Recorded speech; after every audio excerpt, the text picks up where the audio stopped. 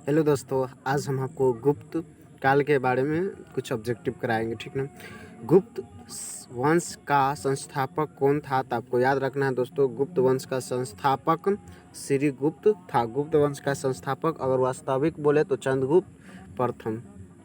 गुप्त वंश का संस्थापक कौन था, तो आपको याद रखना है श्रीगुप्त, और वास्तविक कौन हो जाएगा, चंद्रगुप्त प्रथम हो जाएगा, यानी कि ऑप्शन नंबर ए। लेकिन इसमें क्या होगा, बी होगा। इसमें ऑप्शन नंबर बी होगा, आपको याद रखना है। नेक्स्ट क्वेश्चन की तरफ। गुप्त साम्राज्य का वास्तविक संस्थापक किसे माना जाता है? अभी हम बोले आपको चंद्रगुप्त प्रथम को माना जाता है। चंद्रगुप्त प्रथम को माना जाता है। भारत का नेपोलियन किसे कहा जाता है? समुद्रगुप्त को कहा जाता है, आपको याद रखना है। जो चंद्रगुप्त प्रथम का बेटा था समुद्रगुप्त, समझ में आ गया। इसे भारत का नेपोलियन कहा जाता है। Next question. लिच्छवी दोहत्री किसे कहा जाता है? आपको याद रखना है समुद्रगुप्त, बिकॉज यह क्षेत्र बढ़ाने की स्थिति में यह लिच्छवी मतलब उसे ब्याह कर लिया था, विवाह करके यह चाहता था कि हम बढ़ाए इसे। यह ऐसा कौन फिर पहले के शासक करता था? बिंबिसार करता था, जो हर्यक वंश के संस्थापक था। मतलब क्षेत्र बढ़ाने के लिए वह शादी कर करके मतलब क्षेत्र बढ़ाता था, समझा गया। नेक्स्ट क्वेश्चन बढ़ते हैं। हरिसेन निम्नलिखित राजाओं में से किसका राज कवि था? हरिसेन, तो आपको याद रखना दोस्तों समुद्रगुप्त यह बिना बजाते हुए रुपया पर ऐसे कहा गया है। इसे प्रेम का या का कभी भी कहता आएगा, क्वेश्चन आएगा, हम कराते हैं। इलाहाबाद स्तंभ शिलालेख किसने बनवाया था? दोस्तों आपको याद रखना हरिसेन ने बनाया था, जो समुद्रगुप्त के दरबार में रहता था, समझ में आ गया। Next question. प्रसिद्ध गुप्त संवत निम्नलिखित में से किस वर्ष से शुरू किया गया था? आपको याद रखना है 319। Next question. निम्नलिखित में किनके सिक्के संगीत के प्रति उनका प्रेम दर्शाता है? तभी हम बतलाए हैं निम्नलिखित में से, तो आप कौन सा वंश है, तो गुप्त वंश है, समझ में आ गया दोस्तों। Next question. गुप्त राजाओं जिसने विक्रमादि की पद ग्रहण की थी वह कौन है? तो याद रखना है चंद्रगुप्त द्वितीय। कौन सा है? चंद्रगुप्त द्वितीय, समुद्रगुप्त का बेटा कह सकते हैं। प्रसिद्ध कवि कालिदास किसके राज कवि थे? आपको याद रखना है दोस्तों चंद्रगुप्त द्वितीय। देखिए अभिज्ञान शकुंतलम कुमार संभूतम, ये सब क्या है, ये सब लिखा है मेघदूतम रघुवंशम, कालिदास ये पुस्तक लिखा है, इसको आपको याद रखना है। वारामहिर थे, वारामहिर क्या थे, तो आपको याद रखना है एक प्राचीनी खगोलीय था। इसने बतलाया था कि ये हो गया आपका सूर्य, सूर्य के चारों ओर पृथ्वी, पृथ्वी के चारों ओर क्या घूमता है, चंद्रमा, ये बतलाया था, समझ में आ गया। Next question. प्राचीन भारत के विख्यात चिकित्सा धनवृत्ति ने अपना परामर्श किसके दरबार में दिया था? प्राचीन भारत के विख्यात चिकित्सा, तो आपको याद रखना है चंद्रगुप्त द्वितीय, चंद्रगुप्त द्वितीय। Next question. प्रसिद्ध चीनी यात्री फाहियान किसके शासनकाल के दौरान भारत आया था?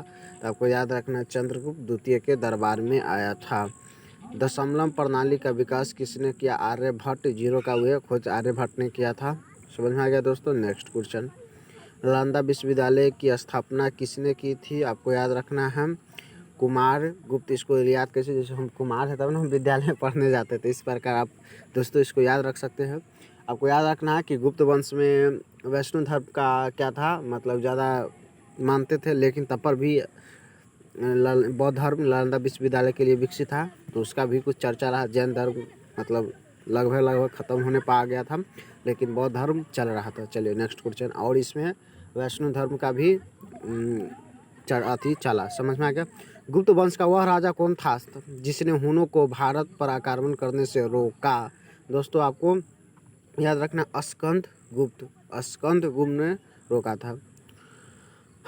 परम भक्त उपाधि धारण करने वाला प्रथम गुप्त शासक कौन था? जो परम भक्त की उपाधि धारण किया, आपको याद रखना है दोस्तों समुद्रगुप्त, जिसे नेपोलियन भी कहा जाता है भारत का। कुतुब मीनार के पास स्थित लाहौर स्तंभ किस राजा ने बनवाया था? कुतुब मीनार के पास स्थित लाहौर स्तंभ किस राजा ने बनवाया था?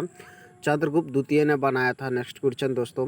गुप्त काल के चांदी के सिक्कों को क्या कहा जाता है? दिनार और चांदी के सिक्के को अतिरूपक कहा जाता था, और सोने के सिक्के को दिनार कहा जाता था, समझ में आ गया दोस्तों।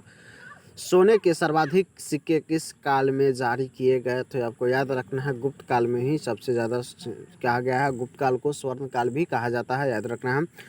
सती प्रथा का पहला उल्लेख कहाँ मिलता है? एरन अभिलेख से मिलता है। भानुगुप्त मतलब के शासन काल में ये सब करवाया गया था। नेक्स्ट क्वेश्चन, भारतीय इतिहास का स्वर्ण युग किसे कहा जाता है? अभी हम बतलाए हैं, गुप्त काल को कहा जाता है। नेक्स्ट क्वेश्चन दोस्तों, मंदिर बनवाने की कला का जन्म सर्वप्रथम कब हुआ था? तो मंदिर बनवाने की कला का सर्वप्रथम जन्म गुप्त काल में हुआ था दोस्तों। कहाँ हुआ था, कौन काल में? तो गुप्त काल में। किसके शासन काल के दौरान अजंता गुफा बनाए गए थे? तो आपको याद रखना है, अजंता गुफा बनाया गया था गुप्त काल के शासन के दरबार में बनाया गया था। गुप्त राजवंश किस लिए प्रसिद्ध था? तो आपको याद रखना है, कला और स्थापित के लिए प्रसिद्ध था। एरन अभिलेख का संबंध किस शासक, अभी हम बतलाया, भानुगुप्त से था। नेक्स्ट क्वेश्चन, भानुगुप्त जो सती प्रथा के बारे में, मतलब ये बाल विवाह की प्रथा किस काल में आरंभ हुआ? तो आपको याद रखना है, गुप्त काल में बाल विवाह की प्रथा मतलब स्टार्ट हुआ था। अजंता तथा एलोरा की गुफा कहाँ स्थित है? तो एलोरा यानी महाराष्ट्र में होगा। आप इसको कमेंट बॉक्स में ज़रूर बताइएगा। Thanks for watching video.